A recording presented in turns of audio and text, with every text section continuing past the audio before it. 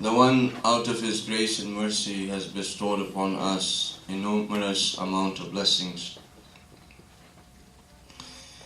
Out of all the blessings that Allah subhanahu wa ta'ala has bestowed upon us is the love that we have for the Holy Prophet, Hazrat Muhammad sallallahu alayhi wa alihi wa sallam.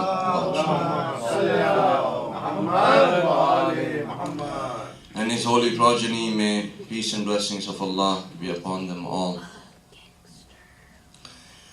The month of Ramadan is an exercise for all of us. If we were to complete this exercise, in the end what we get is self-control.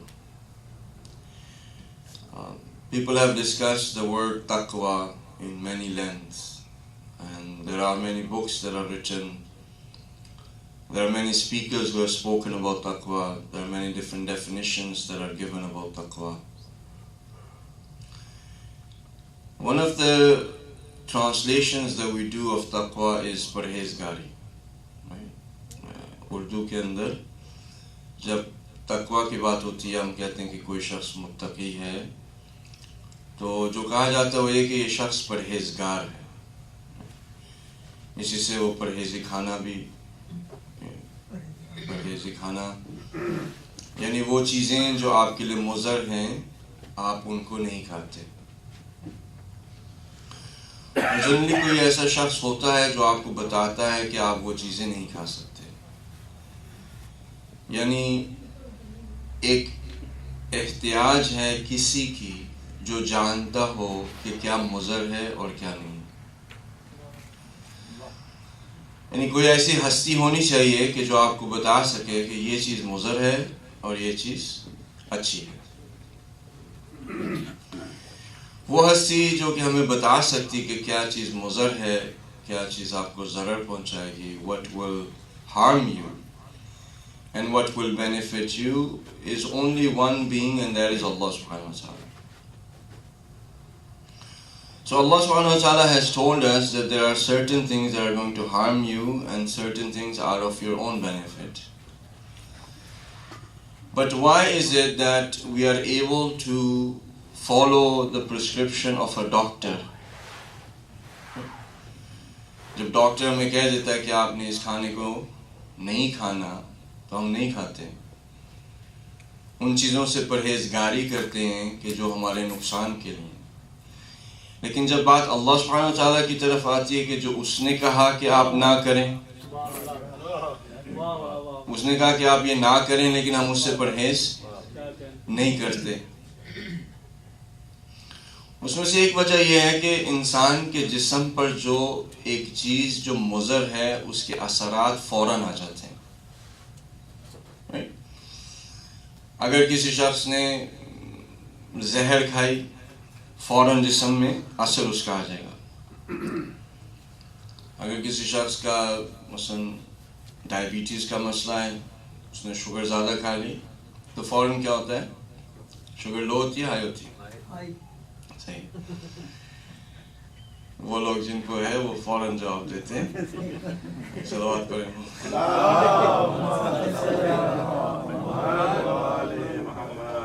تو اس سے کیا ہوتا ہے کہ sugar high ہو جاتی ہے, فوراً انسان کو پتہ لگ جاتا ہے کہ میں نے یہ جو کھایا اس کا ایک برا اثر ہوا.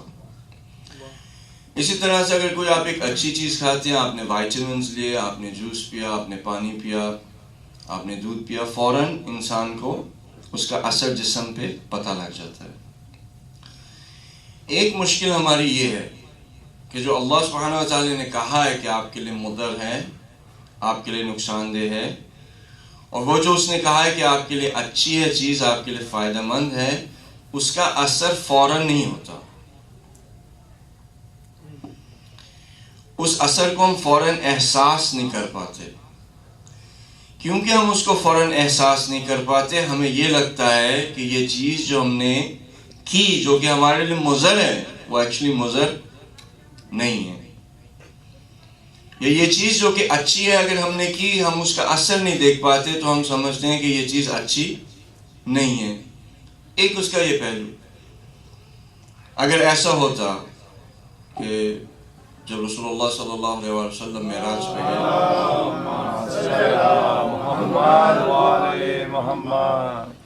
اس وقت انہوں نے بہت ساری چیزیں دیکھیں. اس میں سے ایک چیز یہ تھی کہ کچھ ملائکہ تھے، وہ دو طرح سے ہیں حدیث، ایک گھر کی تعمیر اور ایک باغ لگانے میں مصروف ہے.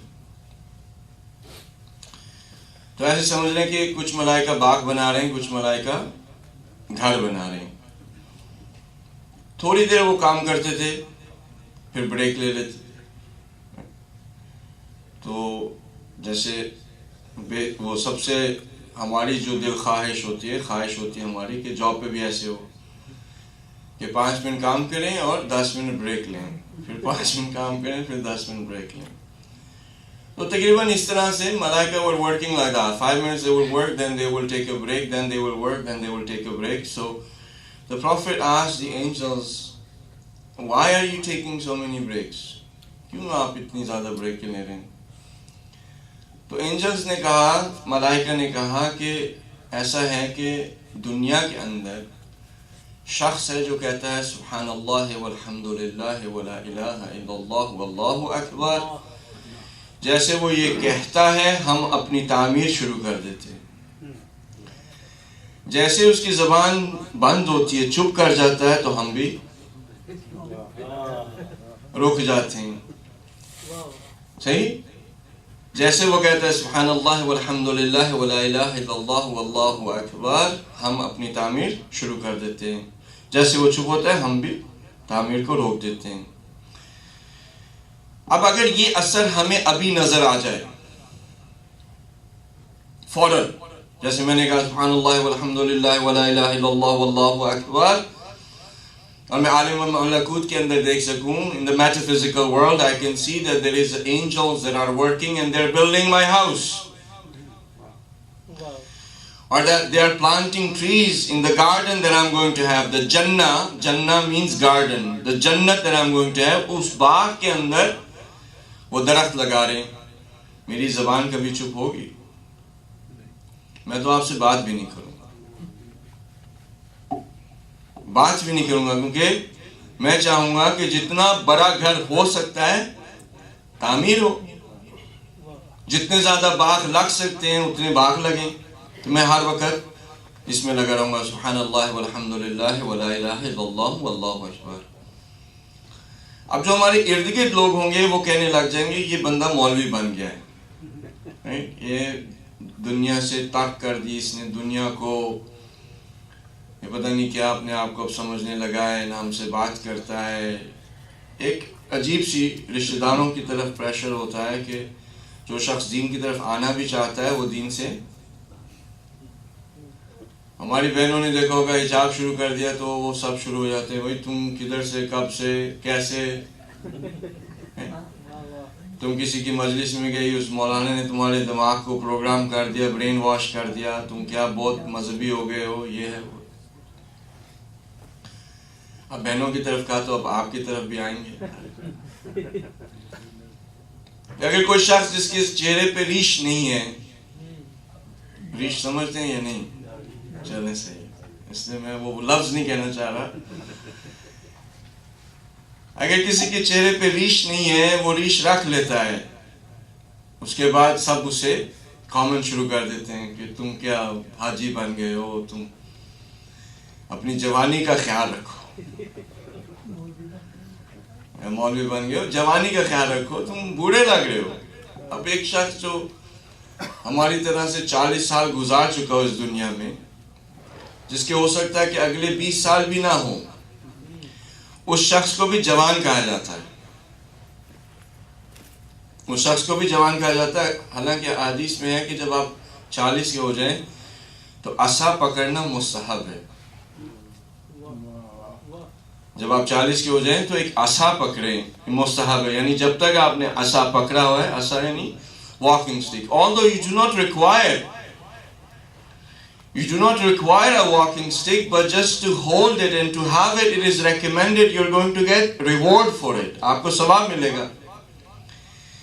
کس وجہ سے کہ وہ شخص جب عصا پکڑے گا، وہ عصا اس کو بتائے گا کہ اب تم جوان نہیں رہے. اگر تمہاری ٹانگوں میں ابھی قوت ہے چلنے کی بغیر عصا کے تو یہ زیادہ دیر رہنے والی نہیں ہے. اس لیے ابھی سے یوز ٹو ہو جاؤ تاکہ جب ٹانگوں میں قوت نہ رہے تو عصا کی عادت ہو.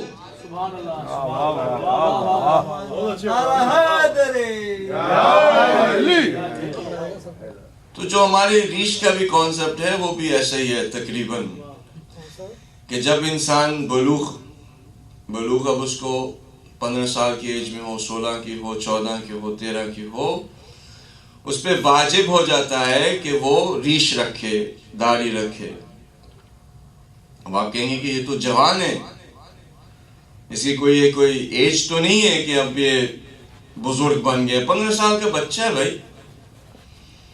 اللہ سبحانہ و تعالیٰ کی نگاہ میں وہ بچہ نہیں رہا، وہ مکلف ہے. مکلف سمجھتے ہیں؟ ہم اردو میں استعمال کرتے ہیں لفظ تکلیف. We use the word تکلیف. تکلیف یعنی پین. عربی کے اندر تکلیف کہتے ہیں ذمہ داری کو. عربی میں تکلیف کہتے ہیں ذمہ داری کو. مکلف یعنی جو ذمہ دار ہو. تو جب 15 سال کا ہو گیا بچہ تو اب وہ بچہ نہیں رہا بلکہ وہ مکلف ہو گیا، یعنی اللہ سبحانہ و تعالیٰ اس کو ذمہ دار سمجھتا ہے. اب اس کے لیے یہ ضروری ہے کہ وہ بھی اپنے آپ کو ذمہ دار سمجھے. یہ نہ سمجھے کہ ابھی میں بچہ ہوں، بلکہ یہ سمجھے کہ میں اب ذمہ دار ہو گیا ہوں. میں I am an adult now. So that with that way of thinking that person can perform his or her duties that are prescribed in Islam. تو اس کو ان ڈیوٹیز کو پرفارم کرنے کے لیے ریش مدد کرے گی. وہ اپنے آپ کو بچہ تصور نہیں کرے گا، وہ کہے گا میں مکلف ہوں، اپنی ذمہ داریوں کو وہ ادا کرے گا. اس طرح سے اگر ہم یہ کام کر لیتے ہیں تو ایک اس کا فائدہ یہ ہوتا ہے کہ انسان کو موت کی یاد آتی ہے، جو کہ ایک بہت بڑا عمل ہے موت کو یاد رکھنا. جیسے آپ سفید بال دیکھتے ہیں داڑھی میں، پہلا سفید بال انسان کو پتہ لگ جاتا ہے کہ اب اس لیے ہم چھپاتے ہیں اس کو. ہم چھپاتے ہیں اس کو کہ پتہ نہ لگے ہمیں کہ ہم بوڑھے ہو گئے ہیں. ابھی بھی ہم اسی حالت میں رہیں کہ جہاں پہ ہمیں کوئی کہہ گیا ہے کہ جی ابھی آپ جوان ہیں. جوانی آتی ہے ایمان کے ساتھ. جوانی آتی ہے ایمان کے ساتھ. ایمان کے بغیر شخص 15 کا ہو بوڑھا ہے. شخص بشک 15 سال کا ہو, even if he's 15 years old, does not have faith, is an old man. حضرت مالک اشتر کا آپ نے نام سنا ہوگا. جنگ میں 25 سال کا لڑکا, خوب انہوں نے اس کی پٹائی کی. تاریخ کے اوراق ہے, وہ نام نہیں لیں گے سب. اس کی ماں جو ہے وہ آئی حضرت مالک اشتر سے بعد میں کمپلین کی کہ تم نے میرے بچے کو بہت مارا. حضرت مالک اشتر نے کہا کہ اگر میں نے کچھ کھایا ہوتا تو میں اس کو زندہ نہ چھوڑتا. عربوں کے یہ کلچر میں تھا کہ جنگ سے پہلے وہ کھاتے نہیں تھے, کیونکہ ان کے لیے ایک کہہ لیں کہ باعث ذلت تھی کہ اگر ان کا پیٹ چاک ہو تو اس پیٹ میں سے انڈائجسٹڈ فوڈ جو ہے وہ باہر آئے. جنگ سے پہلے وہ کچھ کھاتے نہیں تھے. حضرت مالک اشتر اس وقت 65 کے تھے, 65 years old, اور وہ جو بچہ تھا وہ 25 سال کا جوان. حضرت مالک اشتر نے ایک بادام کھایا ہوا تھا, صرف ایک بادام کھا کے انہوں نے جنگ کر لی. اس میں سے اس 25 سال کے نوجوان کو انہوں نے بیٹ کیا. اب آپ اگر جوانی کا معیار یہ رکھیں گے کہ کون کس کے اندر بازو کی قوت زیادہ ہے, تو 65 years old نے 25 سال کو شکست دے دی. کس طرح سے دی؟ یہ قوت جو تھی کہاں سے آئی حضرت مالک اشتر کے اندر؟ یہ قوت ایمان کی تھی. تو حقیقت میں جیسے جیسے انسان کا ایمان بڑھتا ہے اتنا ہی وہ جوان ہوتا ہے اتنا ہی وہ قدرت مند ہوتا ہے، اور جتنا ایمان ضعیف ہوتا ہے اتنا ہی وہ ضعیف ہو جاتا ہے۔ تو اگر چاہتے ہیں کہ جوانی چاہیے، ہر کسی کو چاہیے، اگر چاہتے ہیں کہ جوان ہوں تو اپنے ایمان کو قوی کریں۔ ایمان کو قوی کرنے کے لیے جو آپ کی ریش ہے وہ آپ کی مدد کرے۔ اب دیکھیں میں ایک اور مثال دے دیتا ہوں، پھر آگے چلیں گے انشاءاللہ، اس سے زیادہ بحث اس کے اوپر نہیں کرتے۔ کہتے ہیں مولانا ہوتے ہیں، وہ بس جاتے ہیں، پوچھتے ہیں، مثلا 2 مولانا بیٹھے ہوتے ہیں، ہاں جی بتائیں آپ کا کیسا رہا عشرہ؟ الحمدللہ بہت اچھا رہا، سب بہنوں نے حجاب پہنے، سب کی داڑھی آ گئی۔ تو اس طرح سے بات ہو رہی تھی تو وہ مولانا نے دوسرے سے کہا کوئی ذہنوں کو بھی بدلا، کوئی آپ نے ذہنوں کو بھی بدلا یا ویسے ہی سب نے داڑھی رکھ لی؟ ایسے یہ ضروری ہے کہ انسان، اب جو مثال ہے وہ ہماری اپنی ہے، جیسے ابھی آپ ہمیں دیکھ رہے ہیں ابا کبا کے اندر ہیں، ٹوپی پہنی ہوئی ہے۔ اب اگر آپ ابا کبا کے بغیر دیکھیں گے، بہت سارے لوگ تو پہچان بھی نہیں پاتے، اور خود جب ہم ابا کبا کو پہنتے ہیں تو ایک حالت پیدا ہوتی ہے کہ آپ نے یہ رسول کے لباس کو پہنا ہے، اب آپ کا اخلاق رسول کے اخلاق جیسا ہونا چاہیے، اب آپ کی رفتار رسول کی رفتار جیسی ہونا چاہیے، آپ کے کلام میں کوئی ایسی چیز نہیں ہونی چاہیے جسے دوسرے لوگ دیکھ کے کہیں کہ اس لباس کی حد تک ہے، آپ کا کردار ایسا ہونا چاہیے جیسا رسول کا کردار ہے۔ تو جب ایک انسان ریش رکھ لیتا ہے تو پھر اس کی لاج کو رکھنے کے لیے انسان اس رفتار کو اپناتا ہے جو ایک متقی پرہیزگار کی رفتار ہے، ان کاموں کو چھوڑ دیتا ہے جو کام ایک متقی پرہیزگار شخص نہیں کرے گا۔ ایک صلوات پڑھ دیں محمد۔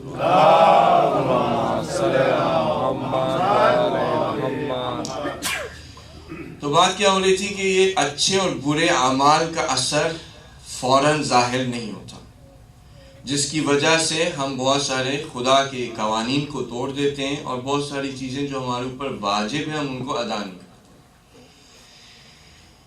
اور خدا کی حکمت بھی اسی میں، Allah subhanahu wa ta'ala right away does not show that effect, because if he was to show it, everybody، کون ایسا شخص ہے جیسے میں نے عرض کیا کہ اگر وہ دیکھتا ہے کہ اس کے گھر بن رہے ہیں، باغ بن رہے ہیں، کہ وہ تسبیح نہیں کرے گا؟ کون ایسا شخص؟ ایسا شخص کوئی نہیں آپ کو ملے گا جو دیکھ لے کہ وہاں پہ باغ بن رہے اور گھر بن رہے ہیں۔ صحیح؟ پھر اس میں ایمان کی کیا ضرورت ہے؟ اگر آپ کو رائٹ اوے افیکٹ نظر آ گیا اچھے کاموں کا اور برے کاموں کا، تو پھر ایمان کہاں گیا؟ ایمان کی جگہ یہ ہے کہ انسان کہتا ہے کہ میں ایمان لے کر آیا ہوں کہ جو رسول نے کہا ہے وہ صحیح کہا ہے۔ میں جب کہتا ہوں نا اشہد ان محمد رسول اللہ صلی اللہ علیہ وآلہ وسلم،